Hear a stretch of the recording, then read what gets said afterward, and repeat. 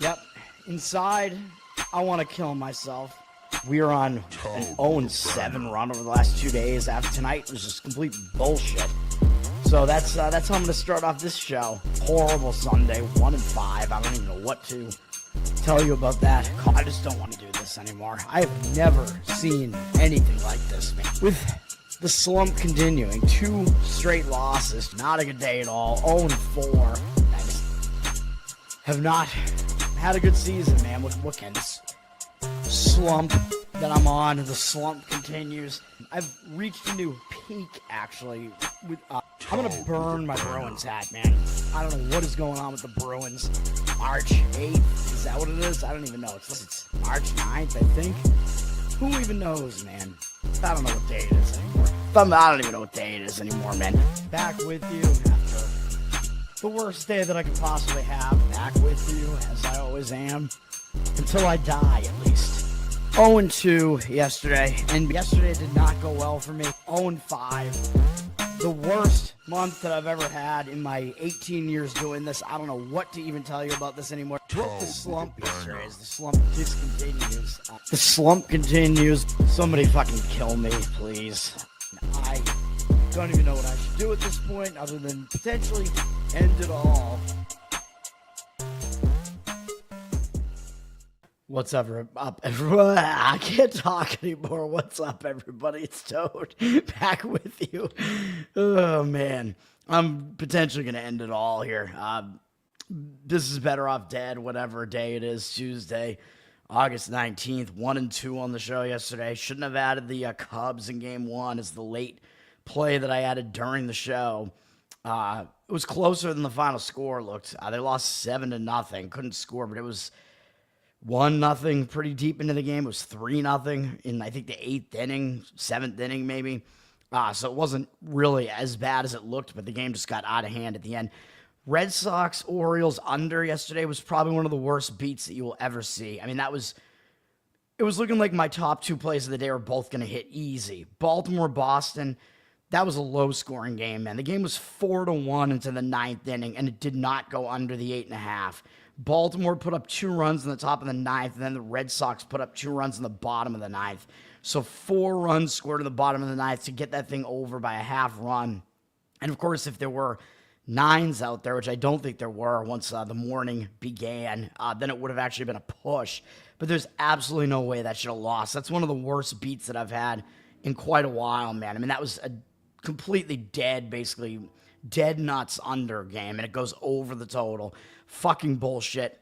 And then I did have a winner on the San Francisco Giants yesterday. Nice underdog money line win. They had a 4-0 lead after the top of the first inning, and then they never scored again, but they still won 4-3. If you were going to tell me that they weren't going to score in 8 of the 9 innings of the game, I'd be like, yeah, maybe I don't want to do that. But weird way to win that game, but it was a winner nonetheless. We'll move on to today. There's a lot of baseball today. I'm going to have 4 baseball plays because I can't help myself. I'm going to have 2 totals, which you probably know which way I'm going on these totals just because of the way that I usually do. I'm going to have a first 5 side on a run line, and I'm going to have a full game, I should say, side as well. Let's get into it, man. We do have WNBA today, which I don't know what's happening with the dildo throws, man. This has become a very uninteresting league with no dildos. Minnesota and New York is the first game up today, which should be a good game by WNBA standards, at least, because it may be a finals preview, and it is a finals rematch from last year. But Minnesota has won all 3 matchups with New York this year so far. So that does mean that I do think New York should have a little bit of motivation here, extra motivation, which I gave out the Liberty in their last game, and they could not get it done. They made a comeback after they were losing early. Oh, my ad block software is coming up. Isn't that great? What was I saying? The Liberty, they were losing that game early, big time. They made a huge comeback. They were almost back in the game at halftime. They had the lead late in the game, and they still wound up losing the game in the end, and they had just an absurd free throw attempt discrepancy. Minnesota had 33 free throw attempts, and the Liberty had 8. I mean, that I don't think you'll ever see something like that again. I'm just complete biased reffing is what got that thing blown for me and gave the game to Minnesota. I would lean to the Liberty here. I think it's a triple revenge spot now because they've lost 3 games to Minnesota now. Minnesota, again, they don't really have as much to play for because the Liberty are now behind Atlanta in the Eastern Conference. Minnesota, there's absolutely no way they're not going to be the 1 seed in the West at this point with so much padding that they have over there. So I think it's got to be either the Liberty or you pass the game, but I don't quite want to give out a play on it. They're returning home from a road trip, which I don't tend to really love, but it is still like a zigzag spot where you think there'd be some like regression here. I highly doubt there's going to be a huge free throw disparity this time. The Liberty have already flipped from a 1-point dog to a 3-point favorite, so the money is agreeing with me on that as well. I think at 3, it's a little bit dicey to play the Liberty, though. Like, I would obviously rather do it at a little bit lower of a spread than that, but I think the Liberty are the right way to go there. What? Ashley St. Clair, what? Yeah, I mean, she's never going to talk to me anyway, so I don't have to worry about that. Andrew. Charles, what's up, man? Thanks for hanging out. Connecticut at Washington. I mean, this basically should be a mismatch because Connecticut is terrible. They're the worst team in the league. Washington, not a very good team either, though. But Washington's still holding on to playoff hopes here, especially if Indiana is now without Sophie Cunningham in addition to being without Caitlin Clark. Could be rough times for Indiana there. So Washington does still need to win if they want to try to make the playoffs. Washington has won 3 of their last 4 games at least. They are staying at home. There's not really a whole lot of a situational angle to look for here. Connecticut did just play a close game against Indiana, lost it. Now they have to go out on the road. They don't have a whole lot left to play for this season, though. I don't really know that facing Washington is really something that's going to get them up for a game after they already just played Indiana, even though, again, it was without Clark. Cunningham got hurt in that game. Washington is down from 6.5 to 6, but I don't really see any reason to really line up on the Connecticut side in that one. Seattle at Chicago. Chicago may be getting Angel Reese back in this game. Got to watch for that, but Chicago's been playing some really atrocious basketball. They're probably the worst team in the league besides Connecticut. They're awful. They've lost 4 games in a row. They got blown out 90-59 on their home floor last time, which debatably that does mean they should come out with a little bit more intensity this time out because no team wants to lose that embarrassingly. But Seattle is like a really underrated team right now based on what their record looks like. They're below 500 here, but they're a double-digit road favorite here. Seattle has something to play for because they're in this mix in the West here. They're trying to make the playoffs. Seattle is a pretty good team, but they are coming off a few big games in a row, a couple against Atlanta, a close game against Phoenix, which was a big game as well. They are starting a road trip here, though, so Seattle, I mean, it is too much of a price to lay, though, probably still. It's down from 11.5 to 11. That is a huge, huge number, but Seattle is a significantly better team than Chicago. It is a little bit of a tricky spot for Seattle, though, or I probably wouldn't quite want to do that. But if Angel Reese comes back for Chicago and you see this line drop a little bit further, I think it would make more sense to play Seattle because it would be the reverse injured player spot, and that means Chicago has to work their star player back into their rotation and might not play as well. So, yeah, Angel Reese, she's on the cover of whatever it is, WNBA 2K26.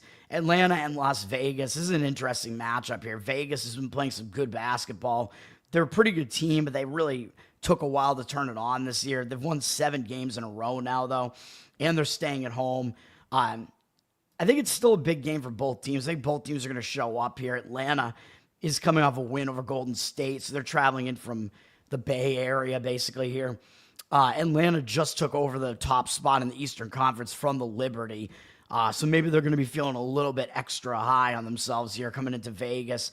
Probably would have a slight lean to Vegas just for that reason, but the money seems to be disagreeing. They're down from 2.5 to 2 here.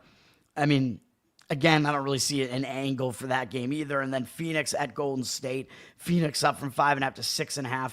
Phoenix is the better of these two teams, and probably fairly significantly so.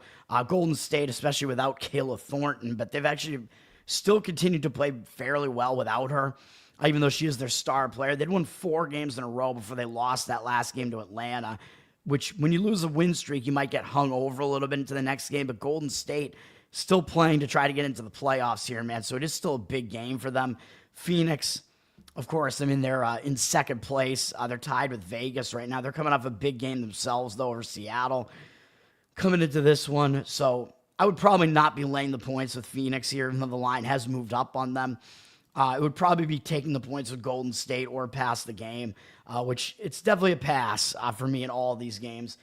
Let's go to MLB here. Oh, I'm getting a phone call here from some woman who I've never heard of before. Should I pick it up? Hello, you're on Better Off Dead here. Major League Baseball, we have a doubleheader between between Milwaukee and Chicago here. The doubleheader did not happen yesterday, as an evening game got rained out yesterday. So now the doubleheader is today. We're getting some interesting pitching matchups in this doubleheader, man, with each team in opposing matchups has a guy rejoining the rotation who hasn't been in the rotation for a while. And in the afternoon game, that's going to be on the Milwaukee side. If we look at the bullpen usage yesterday, I would say the Cubs, generally, I think the Cubs probably have the better bullpen of the two, but they used more of their bullpen yesterday than Milwaukee. So it kind of evens out a little bit. Cubs here at 12th. Actually, Milwaukee's up at 10th right now, ERA-wise. Similar ERAs, but I think because of the bullpen usage, I think Milwaukee does have a little bit of a bullpen edge coming into game one here. Cubs, I'll give the offensive edge to the Cubs, even though Milwaukee does hit well on the road. I mean, these are two good teams, man, but I still think the Cubs, after getting shut out yesterday, and they know how far behind they are, Milwaukee's got to be feeling pretty high on themselves here. The Cubs, they got to start winning some games here in this division, man. So I think the motivation has to be higher on the Cubs here. Starting pitching, I think probably goes to the Cubs in this game as well. Chad Patrick, as I just mentioned, is rejoining the rotation from Milwaukee. He's 27, but this is actually his first major league season. He's been doing all right, 3.52 ERA, 1.3 whip. He's a little bit worse on the road, 4.29 ERA on the road. He did face the Cubs back in June and didn't do really well in that start. Gave up 4 runs in 5 innings, which isn't that great. Milwaukee actually lost 6 starts in a row of his, and then he either got injured or he got sent down to the minors. Maybe they sent him down to the minors, but he's back in the starting rotation now after not pitching particularly well. Although his last 2 starts that he made, he only gave up 2 earned runs combined, which isn't too bad. So his ERA is still pretty good. His numbers against the Cubs, like I said, are not that great. It's mostly that one start that he had. 21 at-bats, 286 batting average, 919 OPS. So I still don't know if we could really trust Patrick. I didn't really look at like what he was doing in AAA, if that's where he just was. But I think he has the matchup disadvantage here against Matthew Boyd, who was having a really good season for the Cubs. 2.46 ERA, 1.02 whip. Really good at home, too. 1.75 ERA at home. Pitching well this month as well with a 2.37 ERA, 16-1 strikeout walk ratio. Allowed 3 or fewer earned runs in all 3 starts, although the Cubs somehow lost all 3. One of those is the play I gave out, I think, in the St. Louis game, and they couldn't score any runs in the game for whatever reason. They did lose his last start against Milwaukee, the last start of July. He didn't do well in that start. He gave up 5 earned runs and walked 5 guys against Milwaukee at Milwaukee. So maybe that's a bad sign. But I still don't think he is. I mean, obviously, I don't think he's bad at all. And I still don't think he matches up that poorly against Milwaukee. As you can see, his career numbers are still good, despite that bad start against them. 53 at-bats, 13-3 strikeout walk ratio, 226 average, 645 OPS. So his numbers are good. So you know where I'm going with this. It's not a play for me, but I am going to lean to the Cubs in game one here. I don't know why they list that as a write-in game. They always list that as a write-in game when it's a doubleheader. Like the afternoon game usually gets listed as a write-in game because I guess probably the game that was scheduled was actually the evening game. But the Cubs are already up big time on the money line from -122 to -149. 54% of tickets, 90% of the cash coming in on the Cubs. I do agree with the Cubs side. The money has come in strongly on them. You could wind up going with like a Cub run line or something like that if you wanted to. I mean, to me, I think they're the right side, but it is a low total, down from 7.5 to 7. So if you're asking the Cubs to cover a run line, that's a little bit of a greater ask when the total is so low. 83% of tickets on the over, but 59% of the cash on the under. And you know the public's going to come in on an over in a Brewers-Cubs game. I mean, they know these two offenses are good, so it would be a fade of the public if you wanted to go under here. I don't really disagree with the under. But yeah, I mean, the bullpen situation, the Cubs bullpen a little bit burned out. And then in game 2 of this doubleheader, you don't know what the bullpens are going to look like after game 1, man. So it makes it pretty difficult to handicap the full game here. Although looking at on the surface, the starting pitching matchup looks like it would be in favor of Milwaukee with Brandon Woodruff on the mound. He's doing really well this year since he came back. He was injured for over an entire season. He basically picked back up right where he left off. 2.06 ERA, 0.74 whip. He's been really good. 1.5 ERA on the road, also really good. His last start was a little bit weird. It was a game where I gave out the Brewers run line in that game, and they did win and cover. But for some reason, Woodruff only lasted 4 innings in that game, and they took him out after 65 pitches. And I don't know if he just jammed the bases, and then they took him out, and then the bullpen, I guess, didn't give up those runs. I don't know what happened there. But normally he's been going around like the 80 pitch mark the last few starts. So I don't really know what that was about. But Milwaukee has still won every one of his starts so far. They won all 7 of them. Against the Cubs, he has mediocre numbers and 91 at-bats. 21-10 strikeout walk ratio, 264 batting average, 809 OPS. So Woodruff doesn't have the greatest numbers against the Cubs. I still think you have to tilt the scales towards Woodruff in the second game, though, if you want to look for, like, Milwaukee first 5 innings, because I think he is better than Jameson Taillon, and he, as I mentioned, he's the Cubs pitcher who is now rejoining the rotation, as he's been hurt for a while. His numbers were okay this year, 4.44 ERA, 1.11 whip. Again, he's coming off the DL now. He's been better at home, 3.45 ERA at home. He wasn't pitching well over his last few starts, though. The Cubs lost all 3 of them back in late June. He didn't go 5 innings in any of those starts. Gave up 5 and 8 earned runs in 2 of the 3 starts. One of them against Milwaukee, by the way. He gave up 5 earned runs in that start. Not a great sign. Although I looked earlier, his numbers against Milwaukee are actually not bad, despite that bad start.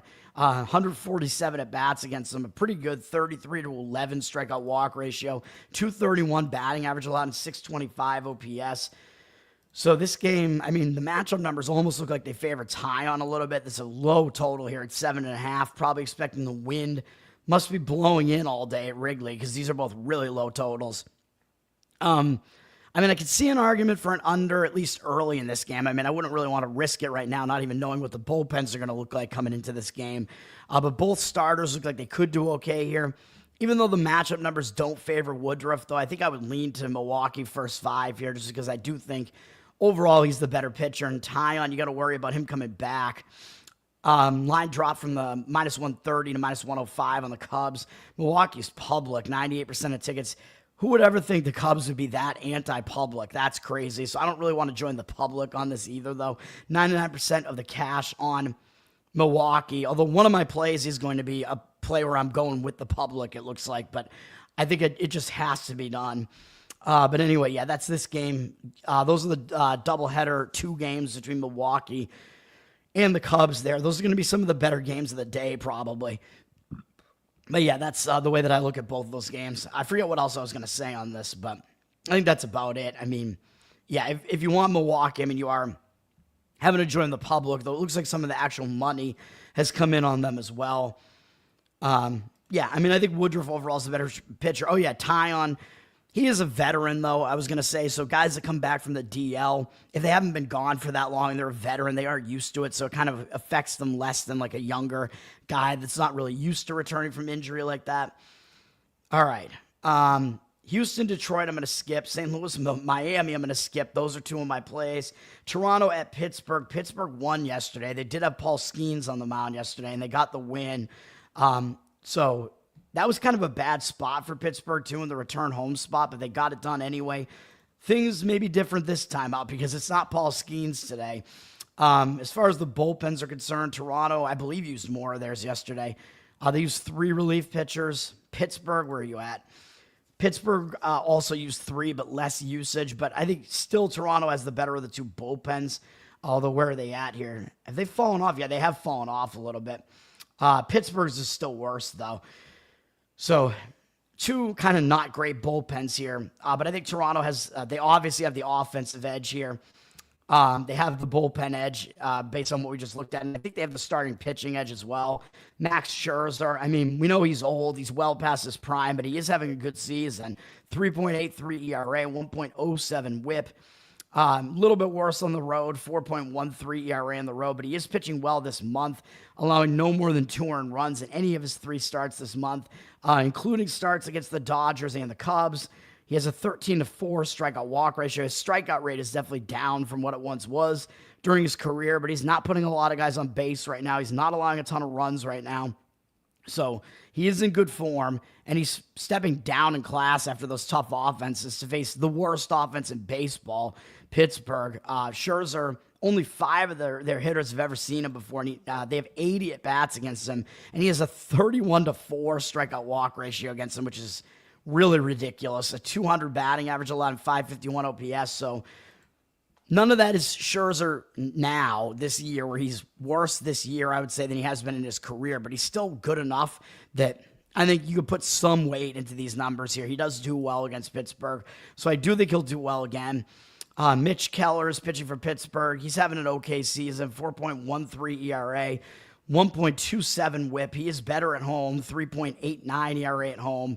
But he hasn't been in good form this month, man. In 3 starts, he has a 7.98 ERA, 12-6 strikeout walk ratio. He's had multiple walks in 4 of his last 5 starts, even though Pittsburgh has won all but one of those starts somehow. But Keller, I mean, he's not in good form right now, so Scherzer is in the better form right now. Keller does have decent numbers against Toronto, though, in his career. 30 at-bats, not a huge sample size, but 7-1 strikeout walk ratio, 233 average, 658 OPS. So this game, kind of looks like an under to me. I do think Scherzer has the matchup edge. The money's coming in against Toronto, down from -150 to -147. Maybe the professional money thinking they just don't want to lay that much of a price on the road. 92% of the tickets, only 86% of the cash. I do think that the stronger play in this game is the under, but the total's already down from 8.5 to 7.5 now. So fairly significant move there. 67% of tickets on the over, 98% of the cash on the under.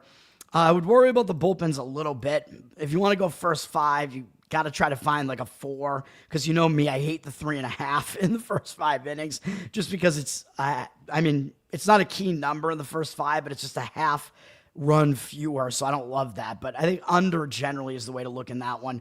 Mets at Washington. These teams didn't play yesterday, so we finally get some teams that were off yesterday. Washington last played against Philadelphia, and they're staying at home. The Mets, remember, won on Sunday night against Seattle. A pretty big game, pretty big series in that Little League special, or whatever the hell it was, where they were playing in the Little League World Series Stadium in Pennsylvania. They won that game against Seattle. Now they're traveling to Washington. Now they do have momentum. So starting a road trip, when you have momentum, that usually is a positive. But will the Mets really be focused on Washington? I'm not entirely sure, man, although the Mets do have something to play for. Washington doesn't really have anything else to play for, except they probably will show up just because it's the Mets coming into their house. So, I mean, when you don't have anything left to play for in the season, one of the types of games you will get up for is a game against a division rival like this. So Washington may show up for that reason. Toronto, by the way, they obviously have something to play for, as they're trying to win the AL East. So I forgot to mention that. Pittsburgh, obviously, their season is done. But they may show up again just because they're facing a good team. Because you don't have anything else to do, man, except play baseball and try to win. So, but the Mets, they could be in a little bit of a letdown spot because they did win that big game on Sunday night. Kind of some conflicting variables coming into this one. The Mets have the better offense here. The Mets have the better bullpen here. Washington's bullpen is terrible. Both bullpens are rested, though, because of yesterday, teams being off. David Peterson is pitching for the Mets, 3.3 ERA, 1.28 whip. I keep saying I don't think he's as good as his numbers have looked. His ERA on the road's a little bit worse, 3.77 ERA, and he has actually been worse this month. This month he has a 7.04 ERA and only a 16-9 strikeout walk ratio, which is really not good. The Mets have lost all 3 of his starts this month. He's allowed 10 earned runs in his last 2 games in 9 1/3 innings, so that's really bad. Against Cleveland and Atlanta as well, so those weren't really great offenses either. He's walked multiple guys in 4 straight starts. So David Peterson, he's definitely fallen out of form, and I think some of that regression is actually hitting which I kind of expected because I don't think he's as good as his numbers looked. Up against Washington, his numbers are fairly good, though, in 76 at-bats, 15.5 strikeout walk ratio, 263 average allowed, 641 OPS. So Peterson has done fairly well against this Washington offense. He's going up against Jake Irvin, who is not having a good season, 5.14 ERA, 1.38 whip. He's better at home, though, 4.7 ERA at home. This month, he hasn't been that great either, though. 9.45 ERA, 8.6 strikeout walk ratio. Coming off a start where he gave up 6 earned runs in 4 innings against a pretty bad Kansas City lineup, and he walked 4 guys in that start. So he's not in form either right now. Both these pitchers are pretty out of form right now. Irvin going up against the Mets. He actually has good numbers against the Mets, surprisingly, and 116 at-bats, 27-7 strikeout walk ratio, 198 batting average allowed. Pretty crazy against a good offense like this, and 586 OPS. So if you like what you're seeing there, you could maybe lean towards Washington, maybe a first 5-inning run line play maybe or something like that, because you know the Mets are going to be a favorite on the road here. Where are they at? Mets are down from -195 to -191, 68% of tickets on them, but 88% of the cash on Washington. So Washington looks like they're taking a lot of the money here. Again, I think if you want to do that, you should leave their bullpen out of the equation because it's so bad. I think maybe a first 5-inning run line, getting Washington as the underdog, might be a way to look in this game. And over might make sense as well because basically the only thing you kind of have against the over really is Mets bullpen not being that bad. But Peterson's in bad form. Irvin's in bad form. I know their matchup numbers don't look that bad, but an over might make sense here. But the money seems to be disagreeing with that. Total is at 9, though, and the books are not going to throw out a total that high unless they think there's probably going to be some scoring in the game. 61% of tickets on the over. Only 50% of the cash on the over, but I would not want to be playing an under in that game. Seattle at Philly. Philly beat Seattle in a very high-scoring affair, 12-7 yesterday. Seattle generally has the better bullpen, although Philly didn't use too much of their bullpen yesterday. Seattle's bullpen usage has been a little bit higher, kind of just because of the number of pitches that their bullpen has thrown. I'll still give Seattle a little bit of a bullpen edge, though, because most of their better relievers are still available for tonight's game. Philadelphia has the better offense of the two, especially at home. So they have that edge. And I think Philadelphia, you got to give them a starting pitching edge too. We have another pitcher returning from the injured list here, and Bryce Miller returning from the Mariners. He's having a really rough season, man. 5.73 ERA, 1.54 whip. But part of it was just he was unable to stay healthy. I mean, if you look at his career stats, he's not this bad. Like, he's definitely a decent pitcher. So these numbers don't really tell you how good he actually is. But again, really, really struggling this season, though. And he was really struggling on the road. 6.38 ERA on the road. Again, he just hasn't really been able to get any consistency. He's just been injured since earlier in the season. He's been injured this time since June. I thought he was injured twice. Yeah, he missed a lot of May. And then he came back in June and just went right back on the DL again. So it's been a rough season for him, man. Up against Philly, let's see what we got going on. If I can type it all. Up against Philadelphia, he doesn't have good numbers either. It's a small 29 at-bat sample, but a 310 batting average allowed and 803 OPS allowed. So Miller doesn't look like he has the great matchup numbers here either. It's another situation where what's he going to do when he comes back from the DL? I mean, at this point, I would say he is at least an experienced pitcher because he's been in the league for a few years now. So maybe he is at least used to coming back after some time off and whatever, but he might also have a little bit of an adjustment period. Wills, what's up, man? Thanks for hanging out. And he's going up against Christopher Sanchez, though, Sanchez is having an elite season, man, for Philadelphia. 2.45 ERA, 1.09 whip. Really good at home, 2.33 ERA at home. He's been really good this month with an 18-3 strikeout walk ratio and 1.8 ERA in 3 starts. He's allowed 3 or fewer earned runs in every start going all the way back into May. Or actually before that, 3 or fewer except for 1 start going all the way back. He's only allowed more than 3 earned runs twice all season, and he has not allowed more than 4 earned runs in any start all season. So Sanchez, that's elite stuff, like I said. His numbers against the Mariners are not good, but it's only in 16 at-bats. They only have 4 hitters who've ever seen him before. Polanco does have a home run off him. They have a 312 average and 938 OPS against him, but it's such a small sample size, and I don't think they've faced him this year.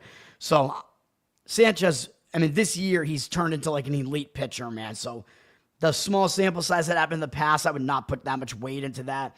I think if you're looking at this game, it probably has to be a Philadelphia run line, or you just don't play the game, or maybe a Philadelphia run line in the first 5 innings, just so you don't have to deal with Philadelphia's bullpen that really is kind of inferior. They're up from minus 165 to minus 177. So even though they're public with 87% of the tickets, 90% of the cash is also coming in on Philadelphia. So the money seems to be agreeing with Philadelphia there. The total's gone up as well from 8 to 8 with a juice on the over. 86% of the tickets, 94% of the cash on the over. If you want to put some stock into both starting pitchers not having great matchup numbers here and Philly's bullpen not being that good and Seattle's bullpen having a little bit of unrest right now, or a little bit of more usage than you'd want to see out of them, I could see the argument for the over in this game as well.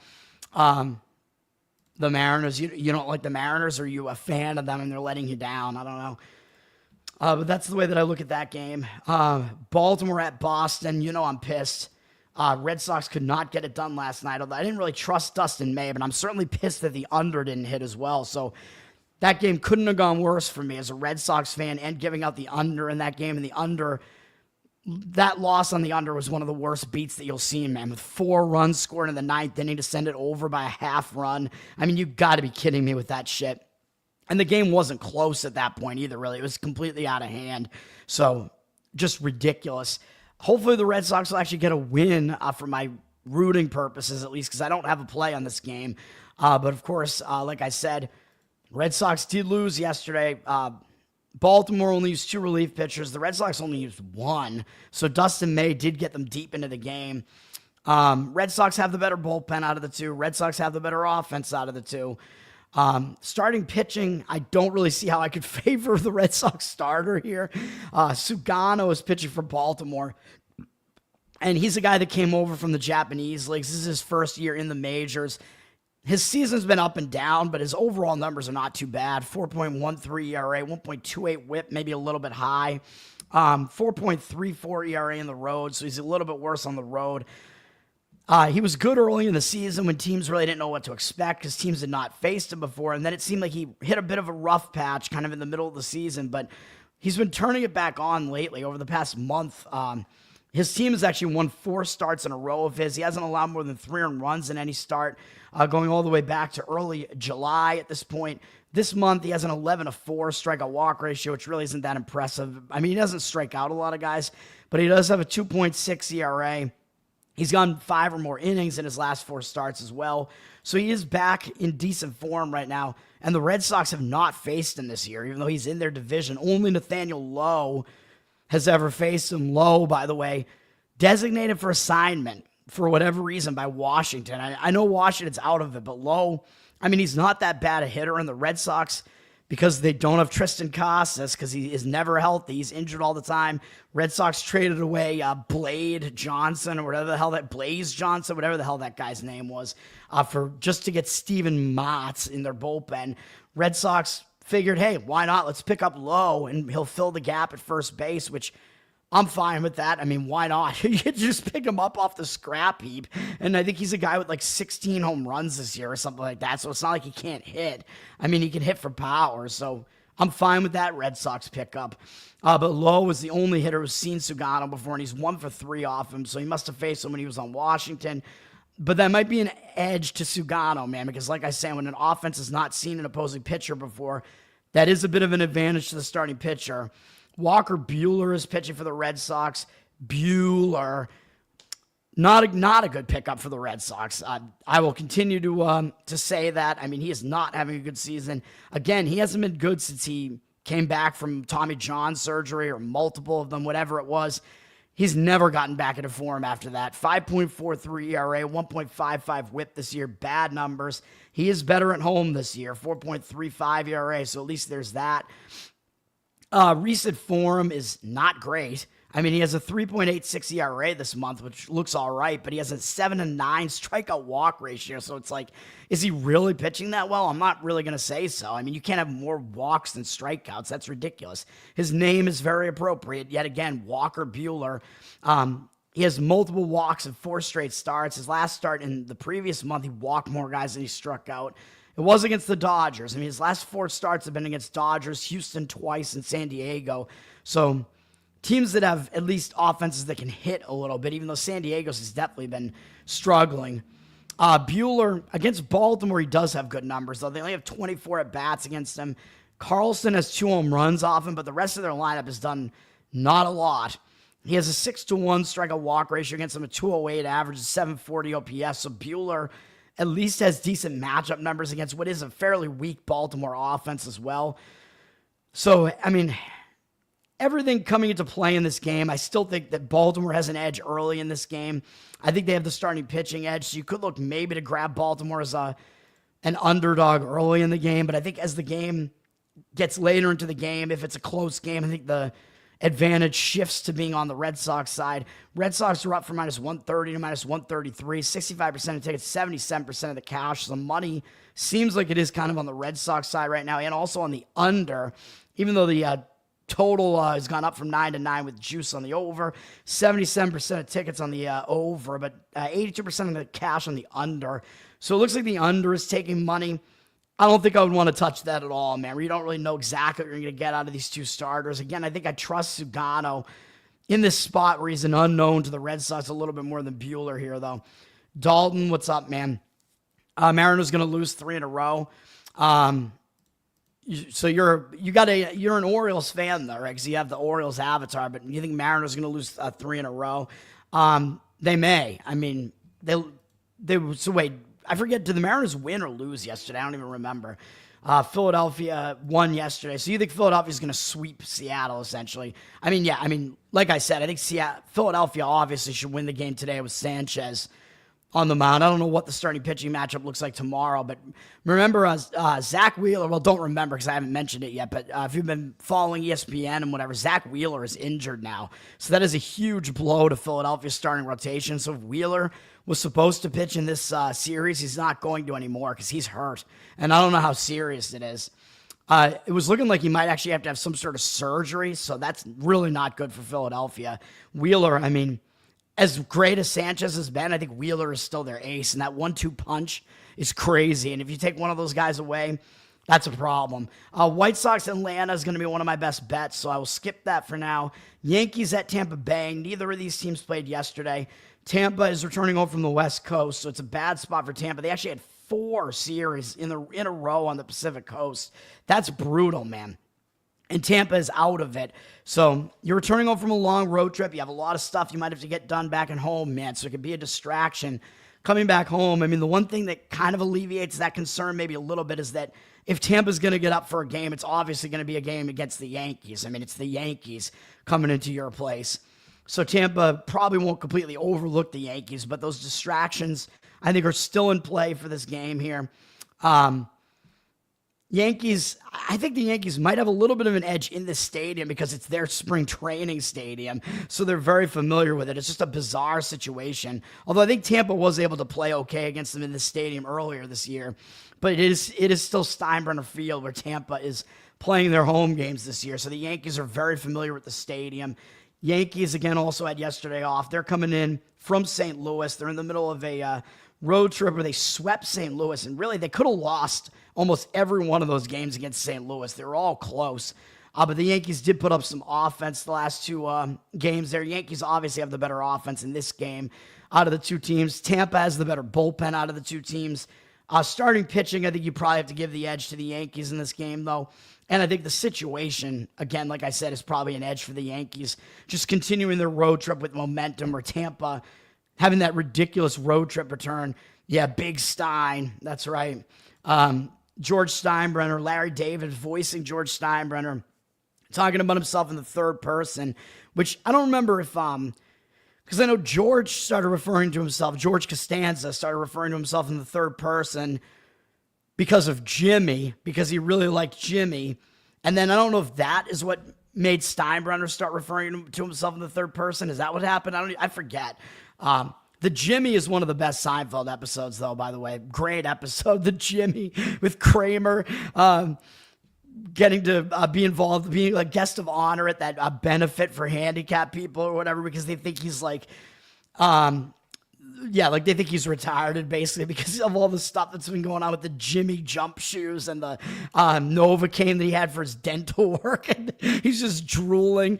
Oh my God. That episode is so good, man. And Jimmy, the third person, Elaine thinks that he's talking about somebody else. Stein already did it. Yeah, Jimmy. Yeah, Mel Torme is in that episode, right? The Velvet Fog. He's the headliner at the event there. Yeah. Yeah, dude, that episode, I want to go back and watch it again. That episode has a lot going on. I can't even remember what the Jerry plot line is in that episode, but they have all these different plot lines going in. There is some Jerry plot line going on in that episode as usual as well. Anyway, Carlos Rodon is pitching for the Yankees here. We have that nice Seinfeld aside whenever we talk about the Yankees. It's the only reason to not hate the Yankees, though. Because obviously I hate the Yankees otherwise. It was a banger. That's right. Carlos Rodon, I think, is the better of these two starters. 3.25 ERA, 1.06 whip. Good numbers on the season. 3.67 ERA on the road is still not too bad. This is a hitter-friendly stadium, though, remember. But so is the Yankees Stadium. Rodon has kind of gotten back on track. His last one start. He went 7 innings, gave up 1 earned run against Minnesota, but they're a bad offense. He did hit a stretch where he wasn't doing that well, and he still walked multiple guys in 4 of his last 5 outings, which maybe is not the greatest sign. But his last outing was good, so maybe he is returning to form here. Up against Tampa Bay, he does have good numbers of 48 at-bats. They only have 8 hits, although 3 of them are home runs. 17-5 strikeout walk ratio, 167 batting average, 620 OPS. Excuse me. So overall, Rodon, good numbers against Tampa. He's going up against Shane Baz, who I actually think Baz is better than his numbers look. 4.93 ERA, 1.33 whip. Not great numbers. Baz has definitely struggled in this stadium, though. 6.54 ERA at home. He's allowed a lot of home runs here, 13 home runs in 63 and a third innings. So his home run rate is way higher at home, which is not good. Baz, he does strike out a lot of guys, though, man. Really high strikeout rate, even still this month. 24-6 strikeout walk ratio in 16 innings. That's a lot of Ks, but he's allowed a lot of runs. He has a 7.31 ERA this month as well. So it's not all good for Baz. He's giving up some hard hits. Baz, I think he comes out and he throws pretty hard, man. He does have the ability to be a really good pitcher, though. He shows glimpses of it, and then other times he's really not good. His numbers against the Yankees are not good, though. In 38 at-bats, 6 strikeouts, 9 walks. That's really bad. 3 home runs allowed. 316 average, 1,026 OPS. So Baz is on the wrong side of these matchup numbers and on the wrong side of his split here. But the money seems like it's coming in on Tampa. I don't understand that. Yankees down from minus 130 to minus 120. 86% of the tickets on them. 62% of the cash coming in on Tampa. Again, I hope it's correct. With the money coming in on the Red Sox and against the Yankees, I hope the professional bettors have that all correct and that's what's going to happen. But I don't know if I would bank on either one of those, man. Obviously, I'm not saying that you should. I think I would lean to the Yankees in this game, man, given everything I just told you about this game. Although probably I would do first 5 innings, though, because the Yankees bullpen is definitely untrustworthy.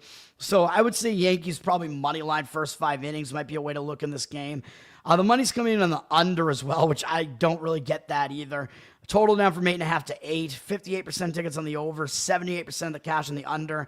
You have rested bullpens here, but you could potentially see both starters maybe giving up some runs in this one, in my opinion. And both teams are not that bad offensively, especially the Yankees, obviously. So I don't really see what's going on with that, with the money in this game, really. I don't really agree with either market signal in this game necessarily there. There was one other thing I was going to, and it's a hitter-friendly ballpark as well, I think was the other thing I was going to say. So, obviously, that's going to be a stay away. We have A's at Minnesota. These teams were both off yesterday as well. Minnesota is staying at home. They did beat Detroit yesterday. Minnesota, both these teams don't really have anything else to play for, man. I mean, they're both out of it at this point. I forgot to explicitly mention, but Seattle and Philadelphia, obviously, are both playing for playoff positioning, so they're both motivated teams right now. A's, Minnesota, neither of these teams have a whole lot left to play for. They're just playing out the stretch. The A's just lost pretty ugly to Anaheim, and now they're going out on the road, so I think it's a more positive spot for the A's, getting to go out on the road after having a bad game at home. The A's actually play better on the road as well. As a team, they're better on the road. Both of these bullpens stink, so you have to keep that in mind. These are bad bullpens, even though they're both rested. They're bad. The A's have a better offense than Minnesota does. Starting pitching, I think the edge has to go to Minnesota because Minnesota's ace is on the mound here. But Jacob Lopez for the A's, he's been really good in some cases and really bad in some cases. But Lopez, his overall numbers are definitely not bad. 3.3 ERA, 1.19 whip. He's been surprisingly good at home because he's not a guy that comes out and throws hard. So he doesn't really give up like a ton of power. He comes out and he fools guys with a lot of weird breaking stuff, and he gets a lot of like swings and misses, and he's able to kind of keep the runs off the board in that horrible Sacramento stadium the A's play in. So his ERA is worse on the road, 4.02 ERA on the road. He's back in really good form right now, though, man. He hasn't allowed a run in 4 straight outings, and the A's have won every one of those outings. His last 2 starts, he has a 19-0 strikeout walk ratio. This month, 24-2 and 19 2/3 innings pitched. So after he had kind of a rough July, he's bounced back really nicely, and he's really in good form right now. Granted, those last 2 starts are against Tampa and Washington, so they're not the greatest offenses, but they're also not the worst. Going up against Minnesota, we know Minnesota's not a very good offense either. Up against them, they have 11 at-bats against them. Larnach does have a home run off him. They have 5 strikeouts, 1 walk, 273 batting average, 879 OPS. Lopez did face them earlier in the season. It wasn't a great outing. He only went 4 1/3, gave up 5 earned runs, but he got tagged for 3 home runs in that game, and that was in the A's stadium. So I actually think he got a little bit unlucky in that game because he had a 9-1 strikeout walk ratio. So I actually think that outing was not as bad as it looked, because the home runs just really kind of did him in. So I actually think Lopez may pitch well, and he is really in good form right now, too. He's up against Joe Ryan. We know, Joe Ryan is the ace for Minnesota here. 2.72 ERA, 0.92 whip on the season. He's been pitching pretty well recently. He settled down after the trade deadline, all the rumors surrounding, he might be traded, which didn't happen. He is a little bit worse at home, 3.03 ERA. But again, this month, since he's settled down, he's been good with a 2.04 ERA, 16-3 strikeout walk ratio, including a good start last time out at Yankee Stadium. He went 6 2/3, allowed 1 earned run, 7-2 strikeout walk ratio. I believe I gave out an under in that game, I'm pretty sure. So that was a winner for me on the show. Joe Ryan up against the A's. They have 30 at-bats against him. They do have a couple of homers off him. A 267 average, 8-5 strikeout walk ratio isn't that great. 871 OPS. So he has given up some hard hits and some walks against them, but I'm not really ready to say that Joe Ryan's going to pitch poorly in this game or anything like that. He did have to pitch at that A's stadium. That was one of his outings that kind of contributed to those numbers there, and he walked 3 guys. He lasted 5 innings, picked up a win in that game. Did give up 4 earned runs, though, so wasn't the greatest start for him, but I would give him a pass for that one because it was, again, at that A's stadium that's just very hitter-friendly. Ryan's in better form right now, so in this game, I think a first 5 under is the way to look in this game, man. Going with both starting pitchers to actually pitch all right in this game. Wouldn't want to do it full game because I really hate both bullpens. The total is up from 8 to 8.5. 81% of tickets on the over, 96% of the cash on the over. I don't agree with the money in that one. At least you're fading the public if you go under in this game, but I would limit it to the first 5 innings. That would be my preference in this game. The money is coming in on the A's as well. Minnesota down from -140 to -135. 51% of tickets, 83% of the cash coming in on the A's. So the professional money does seem to have faith in Lopez, which to me, that kind of does signal that the under makes more sense in this game, because if you're going to have faith, like by default in one of these pitchers, it's not going to be Lopez. So if the professional money is saying, yeah, we do have faith in Lopez, that kind of makes me think that both pitchers are going to actually pitch well in this game. So that's my opinion there. You're tweaking these damn blue-collar tweakers. Backbone of this town, man. Low with the under, yeah. upcoming podcast appearances. Not that I'm really aware of. I think Tyler Yankee wants to have me back on his show at some point. Nothing is scheduled, though. And then I am making random appearances on whatever it is, Sunday Chaos, Gray Pills podcast with Jules and you know, all those other guys. You guys know. You know who I'm talking about. All the guys that are on that. Rat is on it usually. And what's the guy's name? Not Nice Guy. And who else usually is on that show? Connie, those guys. Yeah, all those guys. Yeah, that's right. Ass Butt should make an appearance on it as well. Yeah, but sometimes I'm on that show. Correct, yeah. I was going to call him Conspiracy Extremist again, but Connie, yeah. I saved the best for last. When is Cole coming on? I don't know, because I did have Clint on. I'm going to have Clint back on the show to break down the baseball playoff picture. Cole, I have no idea, man, because Cole and his wife are about to have their second baby, which is coming up, I think, within, I would say, probably about a month or so. That's going to happen. So Cole is definitely a busy father, and he's doing a lot of job-related stuff as well right now. So I don't know. And then I may get Otto Dassing on this show at some point because he asked, and I was like, all right, yeah. I don't know which sport he would want to talk about, but I might have that guy come on from Punk Rock Libertarians. I like Otto.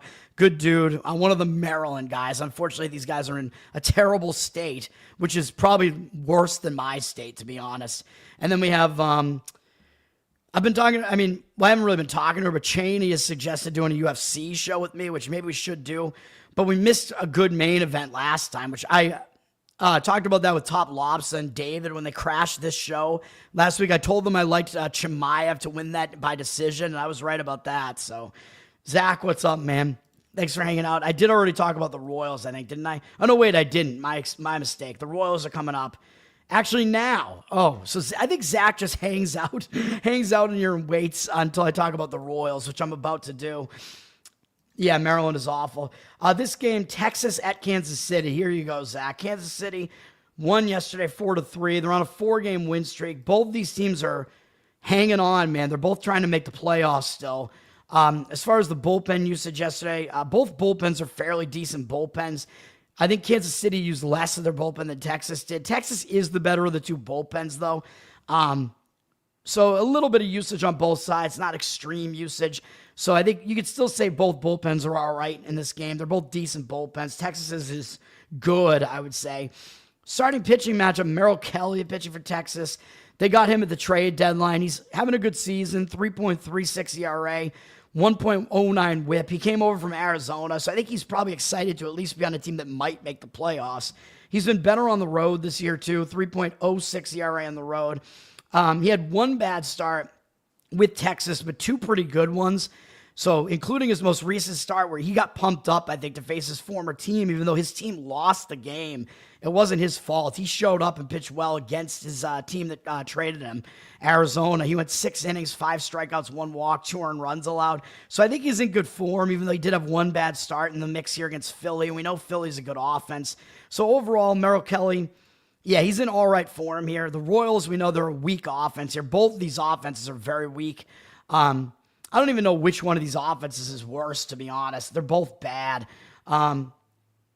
Texas's is actually the worst one based on OPS here. These are bad offenses, man. Merrill Kelly does have good numbers against Kansas City in 66 at-bats, 12 strikeouts, 5 walks, but all 5 walks and all 4 home runs he's allowed have all come from Yaz. So Yaz has seen a lot of them because Yaz was on the Giants, so they were in the same division, but the rest of the Royals lineup really has done nothing against Kelly. He's held them to a 182 batting average overall, including all the Yaz, and 679 OPS. Yaz still doesn't have a good batting average against him either. So I think Kelly does line up to pitch well in this game. He's going up against Seth Lugo, and my personal preference in this game is an under, but Lugo is really the reason why I'm worried about the under here, man. I know Lugo's a guy that I've kind of liked to play unders in his games, but he's just in really bad form right now. I don't know. The advanced analytics guys have been shitting on Lugo for multiple years now, saying that he was going to regress. And he at least has over the last couple of starts. Although for me, I think his numbers overall, they're not that bad. 3.77 ERA, 1.24 whip. Say what you will about the advanced analytics, though. I think Lugo, he is still not that bad of a pitcher, in my opinion. At home, he's been better, 3.33 ERA. But his last couple of starts have been really rough, including a home start, one on the road, one at home. He's failed to go 5 innings in all 3 starts this month. He's walked multiple guys in 5 straight starts, including 4 or more in 3, or 4 exactly in 3 of his last 4 starts. Last 2 starts, he gave up 13 earned runs in 8 innings against Minnesota and Washington, so not really good offenses either. Very bad. I think I had an under in the Minnesota game, and obviously Seth Lugo ruined that one for me there, man. He has 10 walks to only 6 strikeouts this month, so he is definitely pitching really, really poorly right now. But it is possible he gets back on track here because Texas is a very bad offense, and he's been good against them in the past. They're only 4 for 39 against him with 1 extra base hit, a double from Seager, 14-3 strikeout walk ratio, 103 average, allowed 314 OPS. So Lugo has been good against them.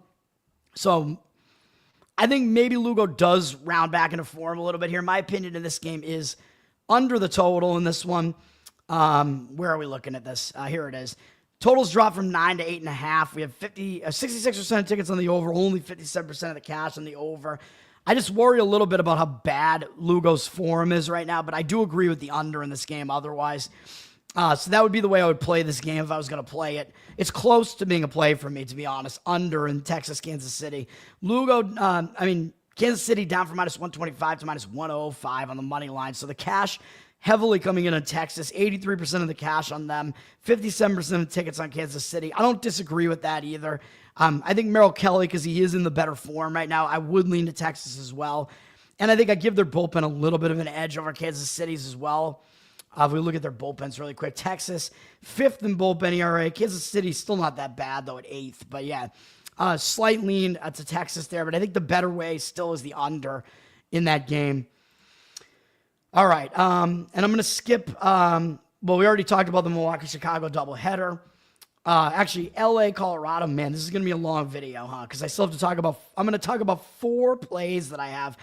Colorado got the win yesterday. I mean, LA was coming off, I think, a pretty big series. They won on a walk-off on an error, I guess, by the Dodgers. I didn't see it, but Rockies have won 4 games in a row now. I don't expect it to last, obviously. I don't expect them to win this game here today. I thought the Dodgers would be able to put up more offense yesterday, which they did not. Colorado was so bad that the Dodgers still have the better of these 2 bullpens. Colorado, I think, used more of their bullpen as well yesterday. Dodgers, even with Yamamoto on the mound, they lost the game, but they only used 2 of their relief pitchers. Dodgers don't have a very good bullpen, but it is better than Colorado's. So Dodgers have the upper hand with the bullpen. They obviously have the better hitting, and again, I would say they have the better starting pitcher as well with Emmett Sheehan, who he's a young guy with some very high upside, man. He's got some really good talent. He can throw hard. I like Sheehan. 3.86 ERA, 1.23 whip. Not bad numbers on the season. A little bit worse on the road with a 4 ERA on the road. I don't think he's pitched in Coors Field, so that is going to be a little bit of an environment shift for him. And he didn't do well in his last start. He gave up 5 earned runs against Anaheim, but he did have 6 strikeouts, 2 walks. Wasn't a terrible start for him. I think he kind of gave up some advantageous hitting to Anaheim there, so I'm not ready to say he's just in like awful form or anything like that. He'd given up no earned runs over his prior 2 starts, although one was a shortened start against Cincinnati. But overall, I do think Sheehan is good, and he has the ability to be really good. Colorado's only 2 for 9 off him lifetime with 4 Ks, no walks, and no extra base hits. So I do think Sheehan, he has kind of an unfamiliarity edge coming into this too, and he is the more talented pitcher. So I would lean towards Sheehan having the upper hand in this pitching matchup against Austin Gomber, who still doesn't have a win this year. His numbers are bad. 6.75 ERA, 1.61 whip. Bad numbers, man. He's been worse in Coors Field as well. 7.11 ERA there. Not good this month at all either. 7.88 ERA, 10-5 strikeout walk ratio. Wasn't good in his last start the prior month either, or last couple of starts. He's bad. We get it.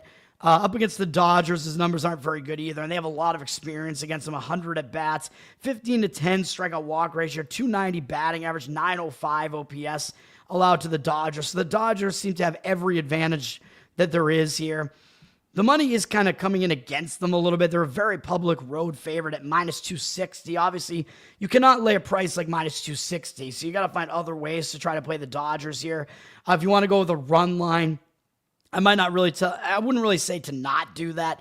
82% of tickets, 80% of the cash on the Dodgers, because I do think they have the edge all around here, and they do get nine innings to bat here by default because they're on the road. The total has gone up from 11.5 to 12, although 83% of tickets, only 78% of the cash on the over. We know the Coors Field has a lot of high-scoring games. I don't know if I would really bank on that because I do think Sheehan might pitch well here. Pete, what's up, man? Magaha, sir, what's up? Magaha. You have a parlay with Dodgers first 5 and their team total over 4.5. So Dodgers team total 4.5. Is that their first 5 inning team total? That is crazy high, man. And you're taking Dodgers first 5 money line, I assume is what you mean there.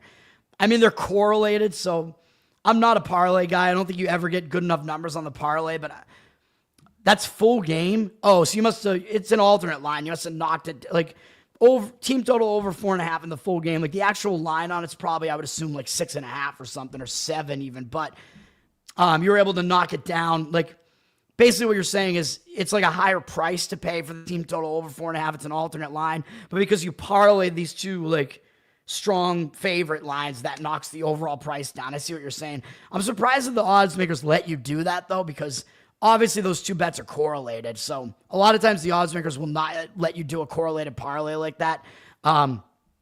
Full game. Yeah. So interesting. I mean, again, I don't like parlays because I don't think the books give you good enough odds, but when it's correlated, I dislike it less, at least.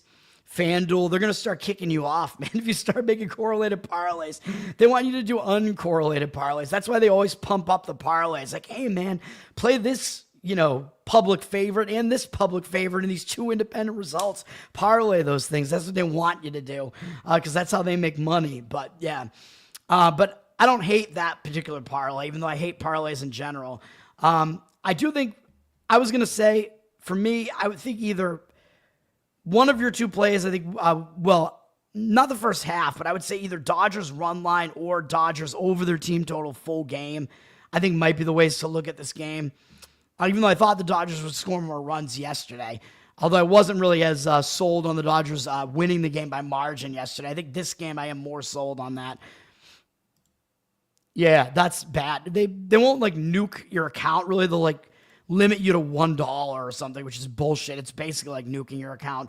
But they get to say, we don't remove anybody. Yeah, fuck you. Yeah, 10-leg parlays. I mean, that's everybody. It's like playing the lottery, man. You're trying to get lucky and hit it big pretty much. I'm going to skip Cincinnati and Anaheim. I got to get to these best bets, though, man. Cleveland at Arizona, because that game is one of my best bets as well, even though that's the one where I'm going with the public. But I just think you got to do it. Cleveland at Arizona. Arizona's lost 4 games in a row now, including losing the first game of this series. Arizona has the better offense of these two teams. They have the worst of the two bullpens. Cleveland used 4 relief pitchers yesterday. Arizona only used 2. So Arizona does maybe their bullpen disadvantage kind of gets a little bit negated by the bullpen usage. And Arizona, like I said, definitely does have an offensive edge here. Starting pitching, I don't really love either of these starting pitchers at this point, man. Tanner Bybee for the Cleveland Indians here, he's not having a good season. He was much better last year. I don't know if it's just that there's been all the gambling going on. It's just been a bad season for the Indians in general. Bad season for Bybee. 4.54 ERA, a 1.29 whip. Just kind of a bad, unfocused season, I think. And he's been bad on the road. 5.59 road ERA. Hasn't been good this month. 17-10 strikeout walk ratio. Multiple walks in all starts. 5.74 ERA, even though somehow Cleveland has won 7 starts in a row of his. And he's been pretty bad in every single one of those starts. So it's absolutely ridiculous how much run support he's getting because he has not been that good in any of those starts at all.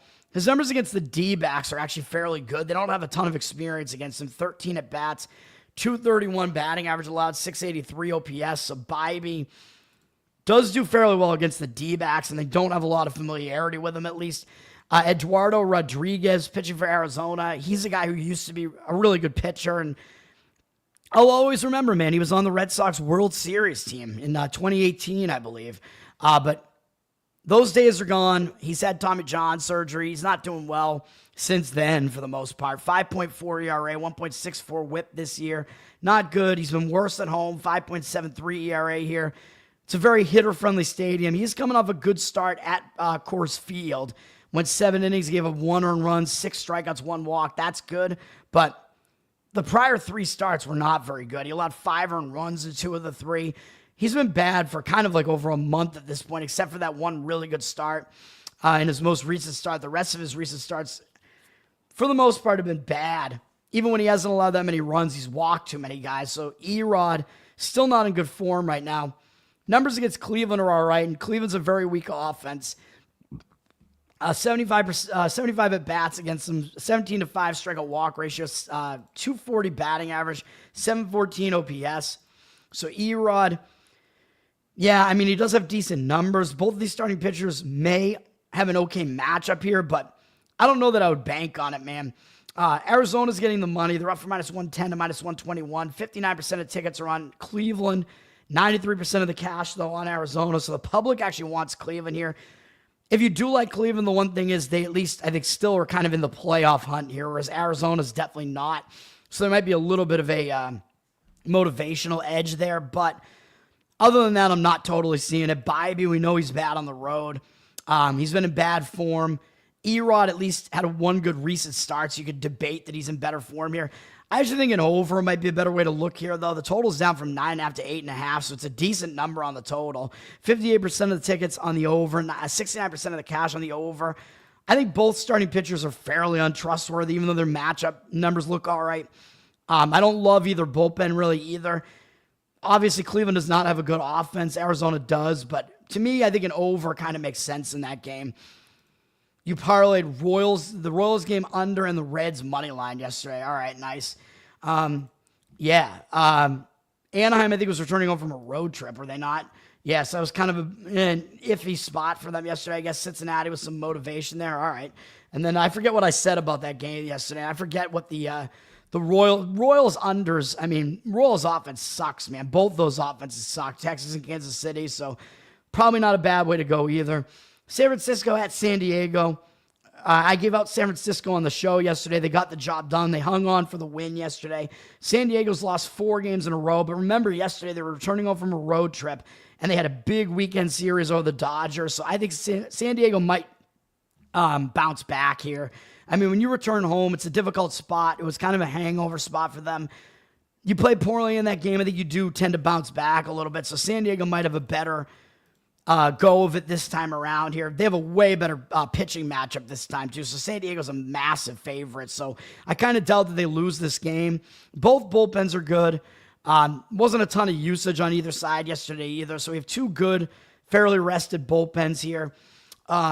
Offense, obviously, San Francisco's offense is bad. San Diego's is really not that great either, but better than San Francisco's. Starting pitching, Kai-Wei Tang is still in the rotation for the Giants right now, and I don't really know why. 9.9 ERA, 1.9 whip. Obviously, very bad numbers. 13.5 road ERA so far. Really bad. His numbers are being skewed by his last start, but by the way, guess who that start was against? That was against San Diego. He gave up 6 earned runs, 4 walks, no strikeouts, and 1 2/3 innings against San Diego. So San Diego just saw him, and he had his worst outing of the young season of his here. So San Diego should have a little bit of an extra edge because they just faced him, and he was really bad in that game. So Tang, he could definitely potentially give it up in this game, man. 16 at bats. Now San Diego has 5 walks, 1 strikeout against him, 438 batting average allowed, 1,170 OPS. Very, very bad. He's going up against Nick Pivetta, who's having a really good season for San Diego. 2.87 ERA, 0.95 whip, and he's been particularly good at home, 2.41 ERA here at home. He's obviously the pitcher who's in the better form, with a 3.2 ERA this month across 3 starts, 13-4 strikeout walk ratio. His only bad start in the mix was against the Red Sox, who are a pretty good offense, my Boston Red Sox, and Nick Pivetta's former team. Had good starts, including his last start against the San Francisco team. 5 strikeouts, 1 walk, 1 earned run allowed at 6 2/3 innings. Yes, that does mean San Francisco is recently familiar with him, which tends to be an edge for the hitting, but Nick Pivetta, man, I mean, he's so familiar to San Francisco. I don't really think that's going to help San Francisco that much. His numbers against them are not amazing, but they're decent. In 82 at bats, 25 to 6 strikeout walk ratio is good. 256 batting average allowed, 770 OPS.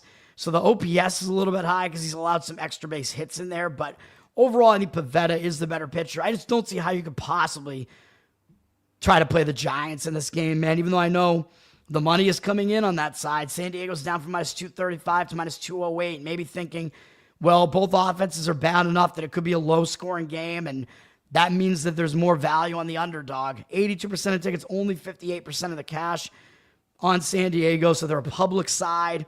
Money coming into the under, it looks like as well a little bit. 79% of tickets, only 68% of the cash on the under. There's no way I would trust that because I don't trust Tang. So to me, I think really if you want to play this game, you could really isolate the starting pitching matchup and go San Diego, run line, first 5 innings. I mean, I see no way of playing San Francisco in this game.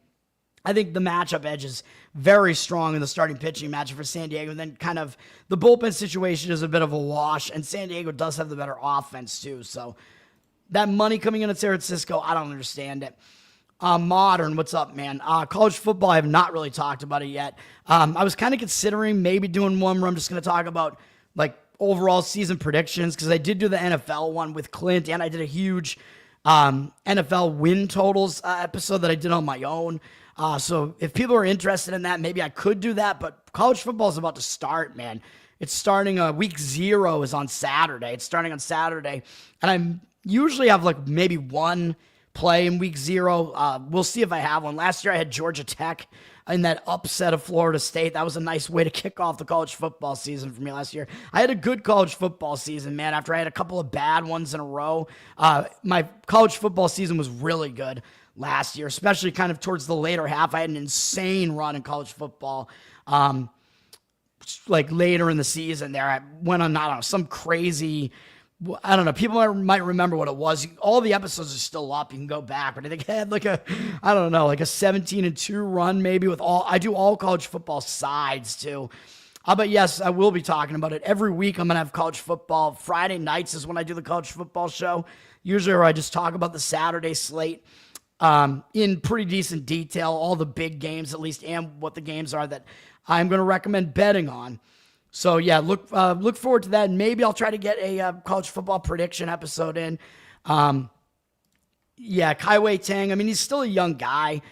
He's been mostly a relief pitcher, but I don't know, man. He's been around. He's been in the majors a few different times over the last few years, but obviously it hasn't been good.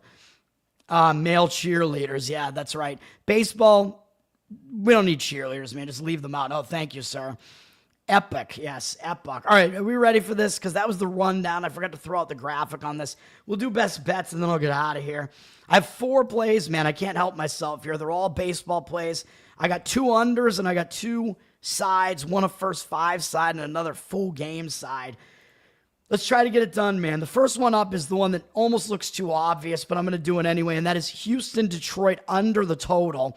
I know it's a really low total of 7, but we have a really epic pitching matchup in this game, and I know it's no secret that these pitchers are really good. Once we dive into this, I mean, it'll be obvious. Like, the public almost seems like they're on the under in this game as well, which I don't love, but I just don't see how we could see this game any other way here. We do have 2 pretty decent bullpens here as well, though Detroit's has fallen off a little bit. Houston's actually dropped a little bit, but they're 11th now. Detroit's is 17th in ERA, and their ERA has kind of gone up over 4 now. But looking at the bullpen usage yesterday, both of these teams did play yesterday. Detroit really saved their bullpen. I mean, look how rested their bullpen is, so I'm a little bit less worried about the under here for that reason. They've only used 2 relief pitchers in the last 2 days. Houston only used 2 yesterday, and one was a long relief, man, so their bullpen is in pretty good shape coming into this game as well.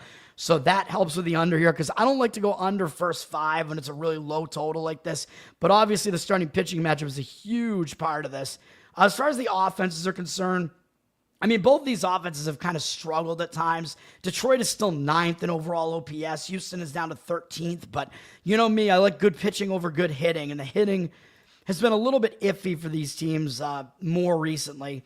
after maybe some kind of hot starts. Although Houston did get a lot of their injured players back, I think. So they're kind of coming back into form. Detroit beat them 10-0 yesterday. So Detroit is back to being hot again, winning 5 of their last 6 games. So that makes it look like yesterday was a higher scoring game as well, which I don't know if that's going to dissuade the public from coming in on this this under in this one. We have 56% tickets on the over, 84% of the cash on the over. The total's gone up a little bit to 7 over with juice. But again, I guess I'm fading the market read in 2 of my 4 games, man, because I don't agree with it. I mean, this starting pitching matchup is Hunter Brown against Tarek Skubal. I mean, I think the only way, again, you can look at this game is for these pitchers to pitch well. I mean, we're talking about all-star pitching. We're talking about Skubal, who's the best pitcher in all of baseball, though, again, it's not a secret, which is why the total is this low, but I still think it's a decent price.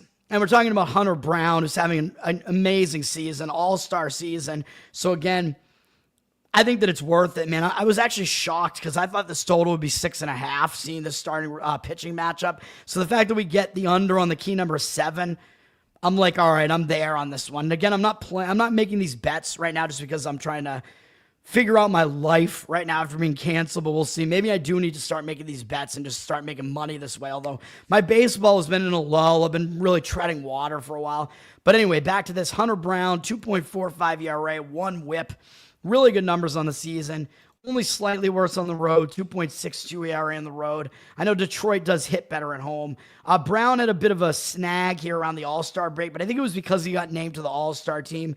He had a couple bad outings right around the All-Star game, and I kind of predicted that if you go back and watch my episodes from those days. He's bounced back into form, man. His last 4 outings, he's allowed 2 or fewer earned runs in all of them. 1 exactly in 3 of the 4, including 2 starts against the Red Sox, 1 of them on the road, 1 on the road against the Yankees, and 1 against the A's. So he's facing pretty good lineups over that stretch too, and he's still pitching well. This month, 15-5 strikeout walk ratio, 1.89 ERA. I know the strikeout rate isn't totally high in 19 innings, but he is pitching well again, man. He's in good form right now. And Detroit, 77 at-bats against him. They have not hit him well. 25 strikeouts, 8 walks, 208 batting average, 568 OPS. So Hunter Brown, good numbers against Detroit. Going up against Skubal, we know Skubal, very, very, very good. 2.42 ERA this year, 0.87 whip, and that includes not being quite as good recently. He's a little bit worse at home, 2.55 ERA, but still really good. Did have a couple of bad starts more recently. But I think maybe coming out of the All-Star break, maybe he was a little bit distracted too because he pitched in the All-Star game, had 2 pretty good starts right out of the All-Star break, then hit a little bit of a snag, but really his only bad start has been one against Anaheim where he didn't go 5 innings. Other than that, he's gone at least 6 innings in all the other starts, allowing 3 or fewer earned runs. So he's not exactly even in bad form now. 19-4 strikeout walk ratio this month, even though the ERA was a little bit high at 4.82. I still don't think he's exactly in terrible form here. His team has won his last 3 outings as well. And he's facing, a Houston lineup that he does do well against in the past. So I think he should bounce back from what he's been doing recently or continue starting to pitch better again. I mean, against Skubal, I know he's young, but he threw more innings than this last year. 192 innings last year, which was his biggest season of his career, obviously, but he's not even close to that amount of innings yet this year. So the fact that he did that throughout the entirety of last year leads me to believe he's not like burned out yet or anything like that. Only at 152 and a third innings pitched so far this year, so I don't think he's wearing down yet. Against Houston, 78 at bats, 22-6 strikeout walk ratio, 218 batting average, allowed at 667 OPS. So we're going under in this game, man. That's the way that it is. Under 7. Next up, under the 8 in St. Louis and Miami, which you had to pay a little bit to get under the 8. You could go under 7.5 if you wanted to in this game. I kind of preferred the 8, though, even though you had to pay a little bit more for it. 8's not a key number in baseball, though 7 is the keyer number in baseball. So if you get under 7.5, better price. I don't hate that idea either. This game, I think the money is agreeing with me on this game. It looks like a game that's going to be kind of under the radar. Like, I don't think the public is going to be, I want to play an under in St. Louis, Miami. Total sitting around, again, like I said, 7.5 or 8. 71% of tickets on the over, only 53% of the cash on the over. So the public ticket percentage is on the over in this game. By the way, the side in this game, The numbers dropped on Miami from minus 160 to minus 146. 59% of tickets, 74% of the cash on Miami, though. So money line has moved against them, but the cash seems to be coming in on Miami. But I'm not going to try to figure out the side in this one. I'm looking at the total, obviously. The side, by the way, in the game I just talked about, the money is coming in on Houston. 58% of the cash on them, 53% of the tickets on Detroit. So I guess do with that information what you will. Detroit dropped from minus 170 to minus 152, which I like that because I think that means professional bettors are expecting Hunter Brown to pitch well in that game, who was the pitcher who's less consistent. So I like that as far as the under is concerned. In this game, somewhat of the same thing. If you look at this market read here, the money line dropping towards St. Louis, because I think their pitcher is the less trustworthy of the two. So I'm liking that. As far as the offenses, we're looking at mediocre offenses. I mean, St. Louis is actually all the way down to 20th, and Miami's is 16th. So these offenses are not very prolific. The bullpen, St. Louis is still 6th overall in bullpen ERA. Even though they traded some guys away, yeah, this is the entire season, but their bullpen has been pretty decent. Miami's is mediocre. 19th, not great, but still. We're going to go full game in this one anyway. Bullpen usage, I think, kind of helps us out here a little bit. I mean, it's not really that heavy on either side. Miami, Henriquez only threw 6 pitches yesterday, and that was his only appearance over the last 4 days, so he'd probably be available again if they want him. St. Louis used 3 of their relievers. I think the bullpen's intact enough here. If you want to go under in the first 5 innings, I think that's fine as well. You could do that at like under 4 at plus money, I think is what I saw out there. So if you want to go just with the starting pitching matchup, you could do that as well. But I'm hoping the starting pitchers kind of get us a little bit deeper into this game, help us with the full game under here. We have Michael McGreevy pitching for St. Louis. Mediocre numbers this year. He's a young guy, man, who has some potential, even though he's not really a big strikeout guy. But I think he is a guy that does have the ability to get things done at the major league level, let's say. 4.41 ERA, 1.22 whip, not terrible. Better on the road, 3 ERA on the road, so we have a good split in favor of McGreevy here. And after he had a couple of really bad outings, or really one bad outing, well, 2, I guess, against the Cubs and San Diego, he's kind of bounced back nicely. He had a somewhat better start against San Diego to start this month, and then shut the Cubs out, even though both of those teams had just faced him.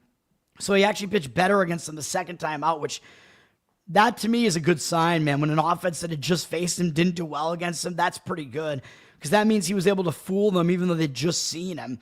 And then he faced Colorado the last time out, did okay in that start. Again, his strikeout rate's not high, 9 strikeouts in 18 innings this month, but only 2 walks, 3.5 ERA this month, so he is pitching fairly well right now. And Miami has never faced him before, so again, I think that's a little bit of an extra edge for McGreevy, because you have an offense that isn't really that great, and they're facing a pitcher they've never seen before. So I think they might struggle a little bit early on in this game. Edward Cabrera pitching from Miami. I've been, singing his praises for a while now. He's a guy that has always had really good strikeout stuff, but his walks have been a problem. But he's kind of solved that more recently. He's been good this year. 3.34 ERA, 1.16 whip. He's better at home, 2.86 ERA at home. So we have good splits in this matchup. I know his last outing wasn't good. At Cleveland, 5 earned runs allowed, 3 walks, still had 6 strikeouts in 5 1/3, 7 hits allowed. I know Cleveland's a bad offense, but look at what he was doing prior to that. He allowed 1 run apiece in 4 starts in a row, including a start against the Yankees, and one against this St. Louis team. He held them to 1 earned run in 6 innings. That does mean St. Louis is recently familiar with him, but he pitched well in that game. Except for the 3 walks, but 4 strikeouts. I'm still not too worried, man. This month, he has a 3.26 ERA, 24-5 strikeout walk ratio, even including that bad single start that he had recently. Even though St. Louis did see him, their numbers are just not good against him lifetime, although it's a small 28 at-bat sample size. 7-4 strikeout walk ratio isn't that great. Again, 3 walks in that last outing against them, but 179 batting average allowed. 638 OPS, so Cabrera does have good numbers against them. I expect him to bounce back here, so under in that game as well. First 5, you could look at that potentially as well. Next up, this one looks ugly, man, I know. Chicago White Sox, first 5 innings, plus the half run at minus 106. You could play them on the money line if you want to as well. You get like a plus 130 something on them on the money line if you want to just go balls to the wall there. And then if it's tied after 5, I believe that would push. But I'm just going with the run line, man. So if it's tied, this one is actually going to still be a winner, even though you do have to pay a little bit more for it. I like the White Sox early in this game against Atlanta. I mean, these are two teams that are out of it. Of course, St. Louis and Miami, I forgot to mention, they're both out of it too. So it's like, what are you really playing for? Houston and Detroit are both there to play, man. I mean, they're both fighting for playoff positioning. So that's a big game, which is why I put that in the title of the show. Yeah, White Sox, Atlanta, nobody's going to even really pay attention to this game. These teams both suck. They're both out of it. I know Atlanta is better than the record indicates. I mean, their run differential is better than the record indicates. They had a bad loss yesterday, 13-9. So this is part of the reason why I like the fade of Atlanta here. They had 5 wins in a row, man. And when a team is hot like that and then they lose a win streak, that can hang them over a little bit. I mean, I know they might want to bounce back from doing really badly in that game, but that was a crazy game, man. Spencer Strider has just been getting lit up recently. There's something not right with him. And yesterday, I think I did actually say the over, I think, did have some, like, there were some reasons to maybe think that game was going to go over last night, and it really went over. I think if you watch my show, I think I said that, hopefully. But yeah, Strider was awful in the game. There was a lot of bullpen usage. The White Sox bullpen is unbelievably bad, so I'm going to take them out of the equation here. Atlanta only used 2 relief pitchers yesterday. White Sox used 5. So the White Sox bullpen, they're the worst bullpen anyway, and they're less rested. So let's not deal with the White Sox bullpen here. But I do think this is a bad spot for Atlanta, losing their win streak. I think they're going to be hung over here. Again, both teams don't really have a whole lot left to play for here. Then looking at the starting pitching matchup, I think that Atlanta is just favored way too heavily in this game, man, based on what we see in the starting pitching matchup. I prefer Shane Smith over Bryce Elder. Shane Smith, this is his rookie season. He was really good early in the season, but I think he kind of wore out a little bit. But I think he either was on the DL and maybe getting some rest, or he went down to them. I don't know if he was back down in the minors. I don't know what, but he's been a little bit better again recently. Overall numbers not bad. 4.01 ERA, 1.28 WHIP is a little bit high, but not terrible. He's only slightly worse on the road, 4.19 ERA on the road, but he's been fairly good, man, since he, again, like he hit a really rough stretch, or I thought he was wearing down a little bit. He did pitch in the All-Star game. Didn't do particularly well in the All-Star game as far as allowing 2 runs, but they were both on solo homers. Went 3 innings in the All-Star game and had 5 strikeouts, no walks. Oh, no, that was against Cleveland. What am I saying? He went 3 innings? What? He only went 1/3 of an inning, shutout ball in the, he just got 1 guy out in the All-Star game. But yeah, I mean, I think he's kind of started rounding back into form. That starting against Cleveland wasn't as bad as it looked. They limited him a little bit because they wanted him to potentially be able to pitch in the All-Star game. He did. And then he came back from the All-Star game. I know his walk number wasn't really good. He walked 4 guys against Anaheim. I know he walked 3 in his last outing, but he's only allowed 2 earned runs over his last 2 outings against Seattle and Detroit, and both of those offenses are not that bad.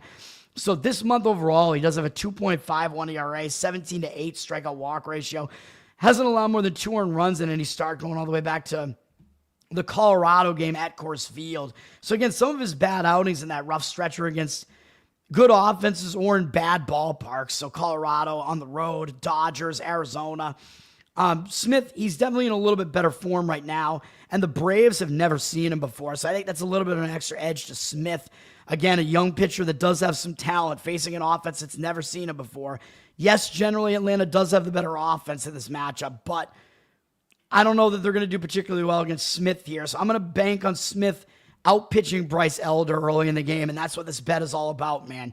Part of it is that I think Bryce Elder is terrible. 5.89 ERA, 1.52 WHIP, really bad numbers. You can't put 1.5 guys on base an inning and get away with it, man. He's been really bad and evil at home. 6.66 ERA at home, really bad. He has been a little bit better recently. I understand that. 14-6 strikeout walk ratio this month, 4.12 ERA. Coming off a really nice start against the Mets. I get that. That was a good start for him.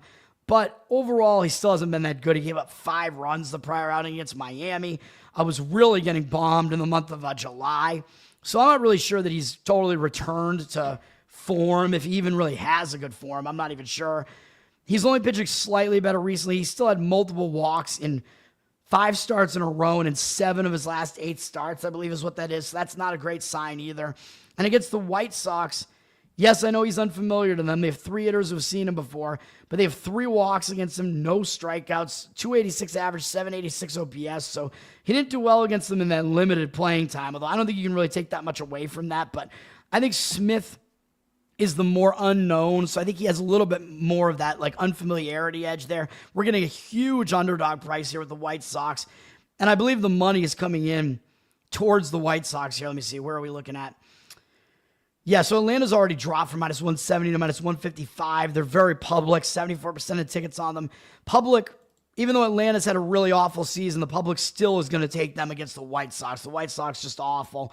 62% of the cash on Atlanta. So the cash percentage seems to be fading Atlanta here, and the money line has dropped on them.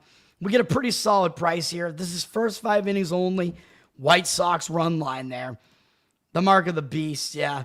NDS, yeah, they'll have to talk about Bryce. Dude, his name is Elder, like he's some elder on some, I don't know, council that's like committing, I don't know, some sacrifices or something. I don't know what the deal is there. And then finally, full game. This is the one where I'm going with the public. The market looks like it's in total disagreement with me, but I don't see how. This is going to be the Cincinnati Reds minus 130. The Reds are the only team with something to play for, which I do know that does mean there's a little bit of added pressure here because Cincinnati's got to win to stay in the playoff hunt. I get that the other thing is that Anaheim did return home from a road trip and lost yesterday, so it is kind of a bounce back spot for them. Historically, when teams don't do well in the return home spot, they usually do better in the next game. But that was only a return home spot from a single series at the A's.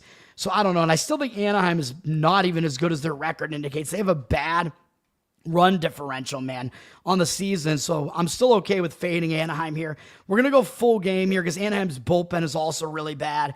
So we're going to fade Anaheim entirely here. Anaheim's bullpen is bad. They only used 3 relief pitchers yesterday, but I don't think it really matters too much. Cincinnati also used 3, but we're looking at Anaheim's bullpen being really one of the absolute worst here. They're in the bottom 5 bullpens overall. Not good. Cincinnati is at least somewhere in the mediocre range with an ERA below 3, so that's much better.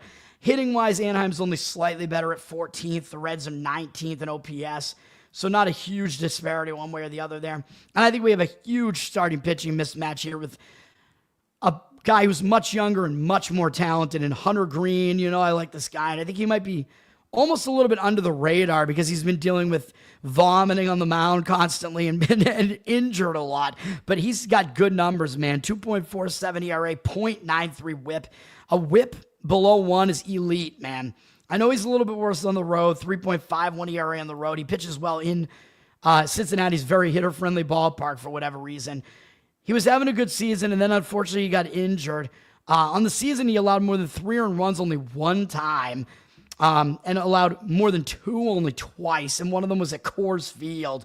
So obviously he's having a good season. He came back, and what did he do in his first start after he was on the injured list for like 2 months? Oh yeah, he came back and he shut out the Phillies for 6 innings. Phillies, really good offense. He had 3 hits allowed, no walks, 6 strikeouts. Really pretty much a clean sheet against the Phillies. That's a very good sign. Philly's good offense, so he's actually stepping down in class to face a somewhat weaker offense here. And Anaheim has also never seen Green before, except for Darno, who is 1 for 2 with a home run off him. But other than that, Anaheim is completely unfamiliar with Green. So Green, a young, really talented pitcher, I think has the upper hand as well here because Anaheim has not seen him before, so they're unfamiliar with him.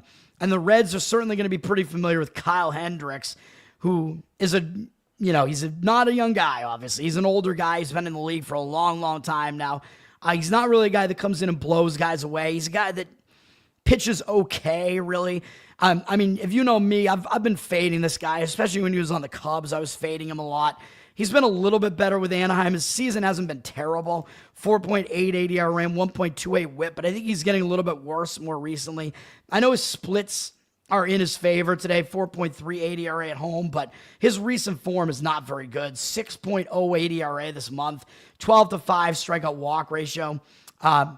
Went 5 innings or less in all 3 of the outings, gave up 5 earned runs last outing. It was against the Dodgers. That's a good offense. I get it. Wasn't particularly great against Detroit either, although he did strike out 6 and not walk anybody. So, he's not in the absolute worst form here, but I still don't think he's the better pitcher here. I don't totally trust him, even though he's been decent at home in some cases. The Reds have actually hit him well So the Reds are familiar with him because he was in their division. He was on the Cubs up until recently. And in 74 at-bats, 14-6 strikeout walk ratio is not that great for Hendricks. 338 batting average allowed, 887 OPS. So the Reds have hit him well. So we're going to go Reds in this game, man. I know the money is completely fading them. I do worry about that. Market read is totally against them. They're down from minus 140 to minus 126.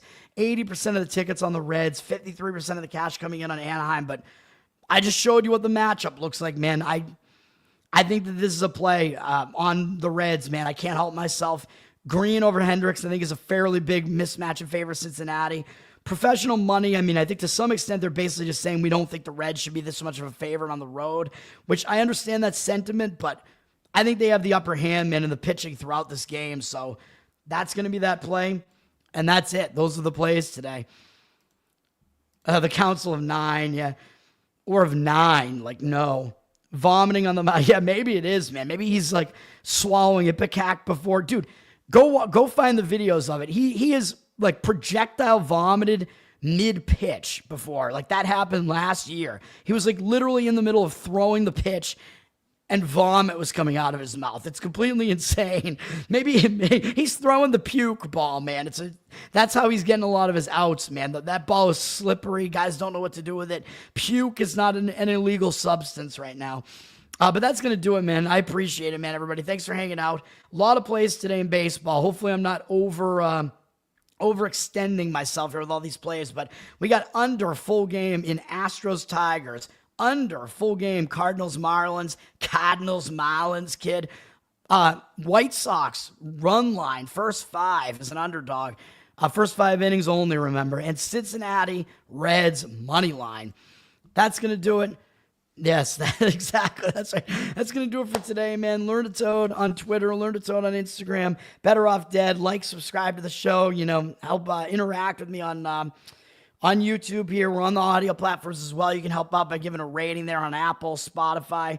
Covered in Uke is my Uke channel on YouTube, so you can help me out by trying to, do whatever you can to interact with that channel as well. Patreon.com/LearnToToad, where I have some bonus Uke content there at some of the higher levels too. That's going to do it. Check everything out, man. T-Bone, that's going to be my nickname now. I do look like George Costanza, and I probably relate to him the most out of the Seinfeld characters, so I'm a little bit funnier than that, though, so maybe Kramer combined with George, I don't know, but that's going to do it. I'm a little bit less evil than George. I'm a little bit less manipulative than that. All right, that's going to do it, man. I appreciate it, everybody. Thanks for hanging out. Happy Tuesday, and peace.